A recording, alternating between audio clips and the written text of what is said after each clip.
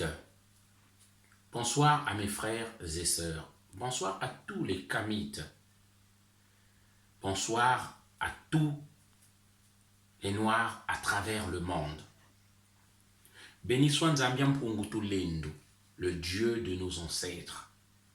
Peu importe le nom, comment vous l'appelez, dans toutes les langues d'Afrique. Le Dieu qui nous a créés sous un climat de soleil, il y a plus de 200 000 ans, avec la divine mélanine. Je rends grâce à tous nos glorieux ancêtres, à Toussaint Louverture, à Dessalines, à tous les pères déportés qui reposent à jamais dans les océans, à tous nos héros, à tous nos martyrs, à Lumumba, à Thomas Sankara, à Modibo Keïta, à Sylvanus Olympio du Togo, à Barthélemy Boganda, à Oumniobe, à Félix Moumié, à Tata Simon Kimbangu, à tous nos prophètes, à André Grenard Machoua, à la reine Nzinga, Mama Ngunga, Mama Kimpavita, à Bouetambongo, ils sont nombreux. Je viens dans cette vidéo une fois de plus venir m'indigner et rendre hommage encore à un frère, George Floyd, qui est tombé encore sous l'oppression, sous le racisme, sous la négrophobie de ceux-là qui méprisent notre race. Ils ont dit, ils ont inventé comme toujours des menteurs pathologiques qu'il était agressif. Les images ont montré le contraire. Comme toujours. Il a supplié. J'arrive pas à respirer. J'étouffe. Pitié, ne me tuez pas. Laissez-moi la vie. Une fois de plus, on vient de tuer la couleur. Une fois de plus encore, le Ku Klux Klan a agi. Il faut savoir, le Ku Klux Klan, cette confrérie des racistes, des assassins, des criminels pathologiques, qui avaient des cagoules blancs sur des chevaux. Vous savez, officiellement, ils n'existent plus. Mais ils se sont infiltrés et dissimulés dans des uniformes pour mieux sévir, pour mieux accomplir leur sale besogne. Ils mentent, ils tuent en silence. Et ce que nous voyons aujourd'hui, ce n'est que la partie immergée de l'iceberg. Imaginez lorsque il n'y avait pas le temps des réseaux sociaux. Ils ont perpétré des crimes abominables. Lorsqu'on ne les voyait pas, c'est là où ils montaient que c'était agression. Comme en 2014, Eric Garner, tué. Comme en 2015, Walter Scott, abattu de 8 balles dans le dos. Et monsieur Thomas Laguerre qui disait qu'il a failli m'attaquer avec mon laser, c'est pourquoi je l'ai abattu. Les images ont montré le contraire. Comme Dalton Sterling, 2017, abattu sous la voiture parce qu'ils avaient vu qu'il avait une arme à côté. Il n'a même pas touché à l'arme. Les images ont montré les faits. Le Ku Klux Klan agit impunément. Et aujourd'hui, nous voyons les dégâts. Mais ça ne fera pas revenir nos morts. Et par rapport à ça, un homme pour qui j'ai eu beaucoup de respect, James LeBron, un joueur de basket américain qui s'était indigné. Il s'était fait démarquer par... En 2016, lorsqu'on chantait l'hymne américain, il est resté assis. Ou sinon, il est resté un genou par terre. Et là, il explique, vous voyez, ça, pourquoi il a fait ça. Est-ce que vous faut-il encore un dessin? C'est encore flou pour vous de comprendre? Car il s'était indigné que je ne peux pas honorer l'hymne d'un pays où on me méprise, où on méprise les miens, où on méprise ma communauté.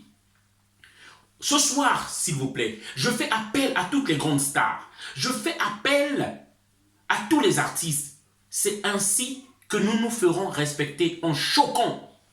J'appelle à ne pas respecter ni honorer les hymnes des pays racistes, les hymnes des pays où on nous tue par la couleur de notre peau.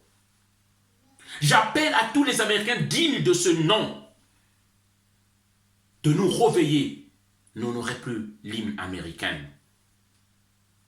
Dans ces conditions-là, lorsque notre peuple est méprisé. Et je tiens à rappeler le boycott de McDonald's continue toujours. Je tiens à rappeler le boycott des produits chinois continue toujours. Créons un marché interne entre nous-mêmes. Apprenons à nous respecter, chers amis. Voilà le message que je voulais faire passer, chers amis. Je tiens à rappeler pour tous ceux qui ne se sentent pas concernés par cette situation.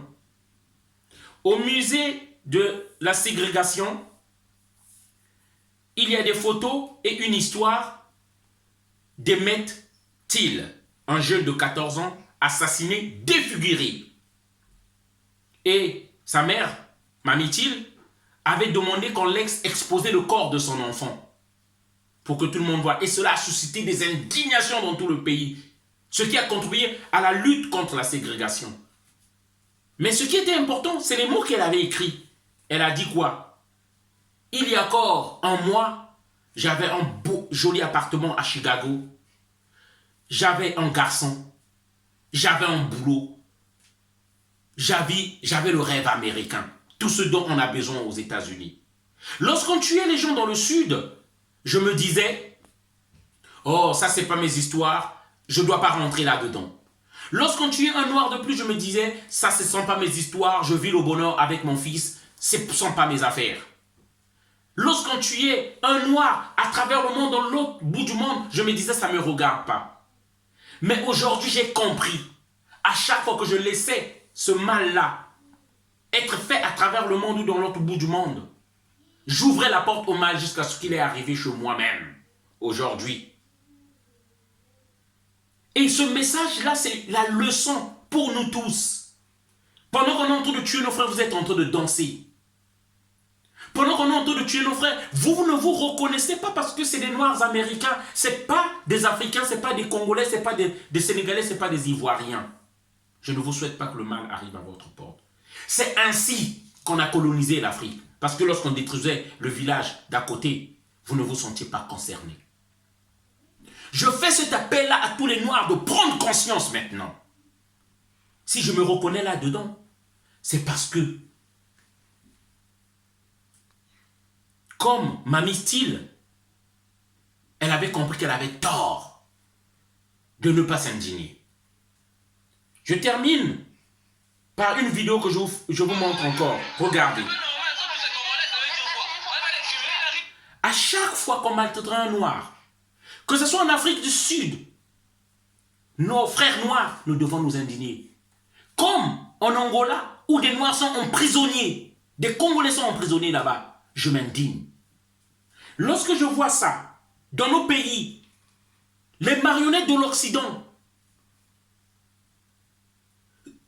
sont là pour conserver le pouvoir. L'armée est là pour taper, pour maltraiter, torturer le peuple et conserver le pouvoir pour le bien des colons. Tant que tu es américain, tu es antillais, si tu n'en fais pas ton problème, nous continuerons dans ce cercle-là. Car le noir de l'Afrique subit un nouveau colonialisme, un nouveau esclavagisme, tandis que le noir à travers le monde, d'Amérique, des Antilles, subit la négrophobie, le racisme et la discrimination. C'est le même combat lié à la couleur de notre peau. Je ne le répéterai jamais assez. Tant que le noir, ces images viennent de m'arriver du Congo-Brazzaville, là où il n'y a même pas le Covid-19 par rapport au soleil, et on simule, on ment pour gagner l'argent, bénéficier de l'argent de l'OMS. On exige, on oblige aux gens de mettre des masques. Voilà. Pour un masque, voilà qu'on vient d'ouvrir la tête à un jeune homme.